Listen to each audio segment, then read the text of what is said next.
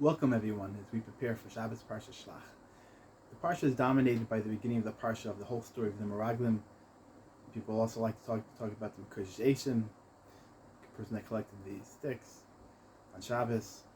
But at the very end there's an equally important part. That is the Parsha of Tzitzit, the commandment to put Tzitzit on four-corded bagad, the four-corded garments. And that's also the third Parsha of the Kriya Shema that we read every day. When we clearly knew what the color of techalet was, this sky blue color, from where it came from, this special animal called the chilazon, one of the strings had to be techalet. And by looking at this, techalet would bring us to remind us of the water, the sky, and eventually would end up to remind us of the throne of glory of God himself. So why specifically the color blue?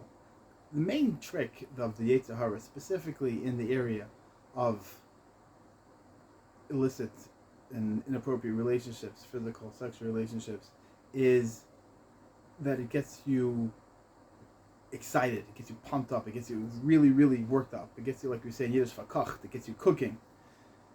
The color blue, in some peer study reviews, and to a lesser extent its cousin green, is a color that's very calming and calms you down.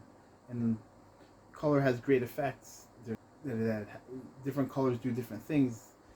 Male weightlifters were not able to lift as much in pink colored rooms as other rooms. So it does really affect us. So the point is to look at the string of blue, and just to be a little bit calmer, and just one string. Why only one string? Because the point is that it's a process. One leads to another, leads to another. You can't change everything at once. Just become calm.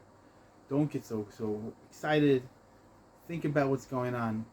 Then one thing will lead to another thing. But the point is to lead to the end, to remember the Kisei HaKavod, to remember that we are all children of Hashem, that God believes in us all. Like we say every day at the end of Ani Rabba Munasecha, that God has unending faith in us. God believes in us. And we have to remember that as well. That we look at the tzitzit and say, this is like, I'm all excited about this. But no, one step at a time.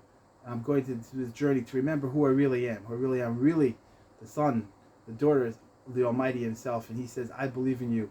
And you just be calm. And you do that's guaranteed to work. That's the trick of Almighty himself is telling us. So let's use this trick to be calm, how we talk to other people, how we interact with other people, and of course how we interact with Hashem himself. I wish everybody a fabulous Shabbos.